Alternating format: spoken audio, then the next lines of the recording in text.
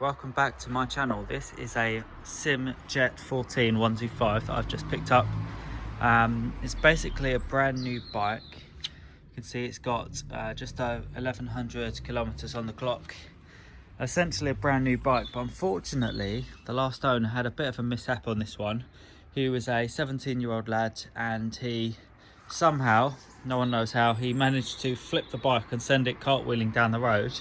And himself, he broke his spine in 5 places, so he was messed up. I mean, the scooter looks okay, but it's just a big unknown as to what's damaged. So you can see this is bent. Maybe you can't see. If I come to the back, you can see from the back there. I'm really hoping it's just this metal part is bent, and if so, it's just 3 bolts on and off, then it's done. And essentially, if the frame isn't bent underneath, we are good to go. Like, this bike is going to be money in the bank. So someone stuck a load of tape on, so that panel is broken, and you can see the front sections here are all broken. I mean, people do this to try and make it look better, but it kind of makes it look worse. So that needs to be sorted. Probably a new panel here. This is all one panel. This whole white section comes as one panel. That is about £120 new from Sym, but I've got a set of panels if I need it. Front mudguard has got a bit of damage, but that would definitely touch up pretty well, because it's just 3 scratches. It's not a massive road rash, so that would touch up with a bit of nail varnish, I think. Forks look okay, tyres are good, bike is nearly brand new mileage wise, so yeah, super nice. So first job I'm going to do is just strip off the damaged parts and just see what we've got. Best way to take apart the front of a Sym Jet 14 is to take off this panel first, and then to take off the screen next, and then you can get access to this panel. This whole thing comes off as one piece, so I'll do that now. So I've stripped off these panels. They were a bit of a headache because some of the inner lugs were broken off, so to not damage the rest of the panels I had to drill out a couple of screws, so it took a bit of time, but here we are. All in all, not bad at all. So having had a look inside there, you can't see, but steering column, frame, everything looks perfect, so that's great. So this panel is no good at all. It's down here, indicator smashed up. This whole panel should be joined, and it's no good, so that's no good at all. And then this rear section is also cracked. Now this would repair. You could do the classic plastic welding technique that I've shown before.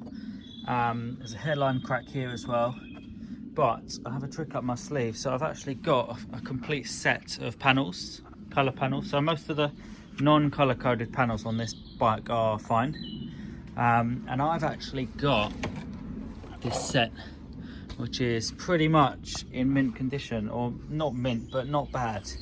So there's a bit of scuffing there, which will respray if I've got a matte black paint somewhere. That one's pretty good. So I'm probably just going to change the whole panel set, because the back one needs changing anyway. The rear panels are really easy to get off, the fronts are easy to get off, so I might as well just go ahead and do that, and I should have it wrapped up pretty soon. Next thing I'm going to tackle is this, which is clearly bent, and I want to make sure the frame looks okay. So I'm going to take this off now, and it's just a case of 3 Allen keys.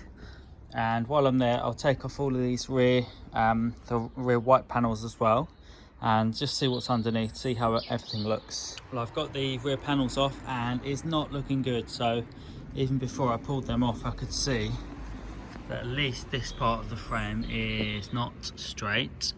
But looking at the lines, I might not pick it up on the camera, but you just get an eye for these things, and it just kind of looks like the back end is off. So this end had a smack here, so I think this whole end has been smacked down. So unfortunately this frame may not be straight. A good tell is the shocks should be the same length, so I haven't got a tape measure on it yet, but you can just see there, if I actually use my screwdriver, you can see to the top of the shock is about there where my finger goes.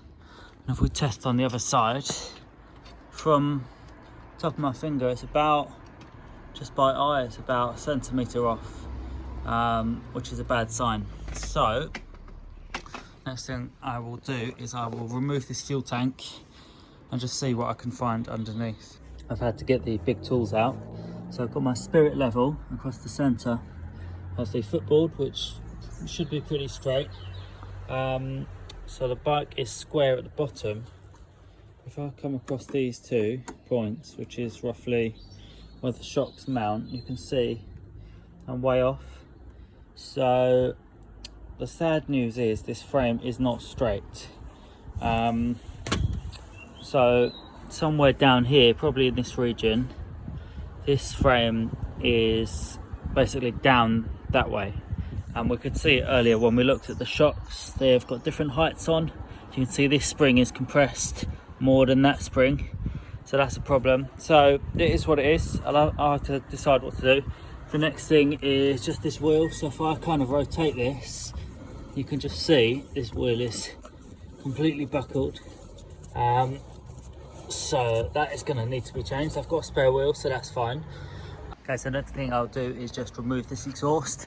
I basically want to change the back wheel and, you know, just have a good look. I like taking off as much as I can so I can see what's wrong, if anything else is wrong.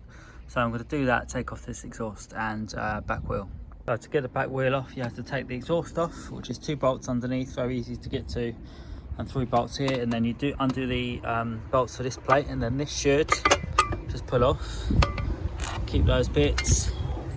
So to get this back wheel off, you have to actually take the caliper with it. The way it's constructed, the disc comes off from the inside, and you can just pull off the whole caliper with the wheel and disc, and then I will change this wheel out from that hub. So I've checked that this shaft is straight by just running the engine for a second. Next thing to do while the bike's apart is just give it a good old wash.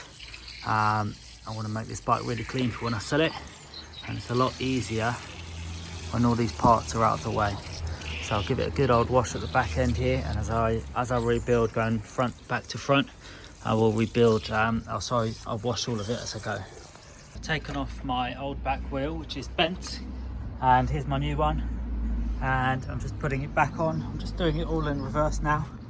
So first thing is just to bolt this disc back on. You can obviously take the caliper off separately, but it's just hard work and you have to bleed it, so it's a lot easier just to leave the brake complete and working and put this back together.